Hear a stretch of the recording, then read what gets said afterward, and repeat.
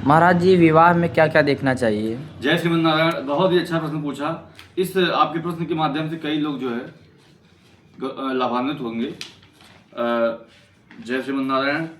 आइए हम बात करते हैं कि शादी जब हम मिलापक, देखिए यहाँ पंचांग हमारे पास है, ये आपका भगवान का पंचांग है। इसमें जो आपका पेज नंबर 8 पर आपका मिलापक दिया गया है, होरा चक्रम। अब इसमें लाइन से क्या दिया गया है आप समझ सकते हैं। नक्षत्र, सबसे पहले हम जो ध्यान देते हैं वह है कि जैसे कन्या का जो नाम है वह किस अक्षर से शुरू हुआ है। जैसे कन्या का नाम सुमन है तो सु, उसको स नहीं मानेंगे, सु मानेंगे।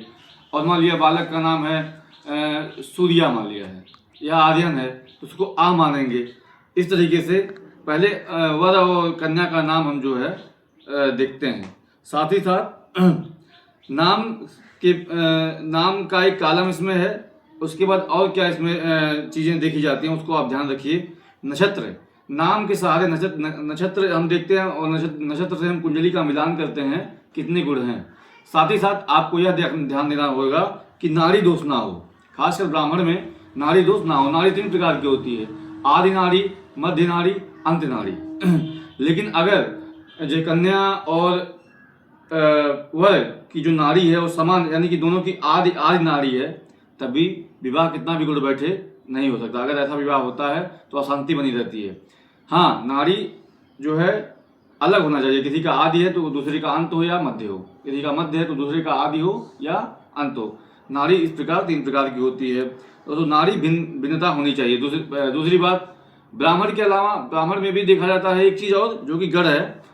बाकी और विशेष वर्गों में जैसे क्षत्रिय, वैश्य, शूद्र, इन चीज़ों में गढ़ की प्रधानता होती है। तो गढ़ 3 प्रकार के होते हैं, देवता, मनुष्य और राक्षस। देवता, मनुष्य और राक्षस। तो इसमें यह है कि आप जानते हैं, ये तो साधारण व्यक्ति भी समझ सकता है कि देवता और राक्षस में हमेशा विवाद बना रहता है। तो देवता और राक्षस अगर हैं तो कहीं ना कहीं वहाँ पे अशांति हो सकती है। हाँ, देवता मनुष्य हैं तो वहाँ पे शांति रहेगी, देवता हैं तो उसमें भी शांति रहेगी, मनुष्य हैं तो उसमें भी शांति रहेगी। मनुष्य राक्षस भी हैं तो भी देवता राक्षस की तुलना में जो है वह युति ठीक ही रहती है। आगे राशि के स्वामी जो होते हैं, आप जानते हैं राशि के स्वामी ग्रह होते हैं, और स्वामी जो है 7 ग्रह को बनाया गया है। 9 ग्रह जो राहु केतु उनको छाया ग्रह है तो उनको स्वामी नहीं बनाया गया है। तो 7 ग्रह में आप समझ सकते हैं कि कोई ग्रह किसी का मित्र है, कोई ग्रह किसी का शत्रु है। मान लिया आपकी राशि के स्वामी और कन्या की राशि के स्वामी में शत्रुता है, तो वहाँ भी आपको यह देखना चाहिए। ठीक है। तो अगर शत्रुता है तो वैवाहिक जीवन थोड़ा बहुत जो है प्लस माइनस होता रहता है। अगर मित्रता है तो और आपस में आपसी जो अंडरस्टैंडिंग है वो बहुत अच्छी रहेगी। और इसमें और भी चीज़ें होती हैं, यूनि, अश्व, गज, मेष, सर्प, श्वान, मार्जर, मेष, ये सब वश्य होता है, चतुर, नर, वर्ण, ये सब होता है। तो ये सब बहुत ही सूक्ष्म चीज़ें हैं, सब नहीं, हर चीज़ मिलना संभव भी नहीं है। तो मुख्य रूप से 3 चीज़ आपको देखना होगा। पहले कितना गुण बैठ रहा है, नक्षत्र से नक्षत्र का मिलान करिए तो उसमें गुण मिलता है। दूसरा, अगर ब्राह्मण आप हैं तो नाड़ी दोष नहीं होना चाहिए किसी भी कीमत पे। तीसरा, अगर आप ब्राह्मण के अलावा क्षत्रिय, वैश्य, शूद्र में हैं तो गढ़ दोष नहीं होना चाहिए।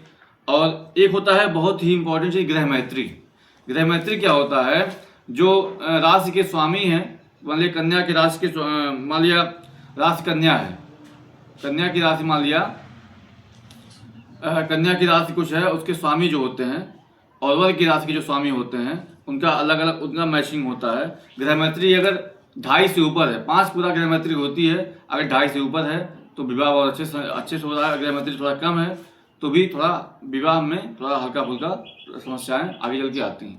तो गृह मैत्री का ध्यान, नाड़ी का ध्यान, गढ़ का ध्यान, गुड़ का ध्यान, ये 4 चीज़ें बहुत ही अहम है। बाकी अगर आप देखें तो कुंडली में बहुत ही अनंत चीज़ें हैं, आप हर चीज़ मैच नहीं करा पाएंगे।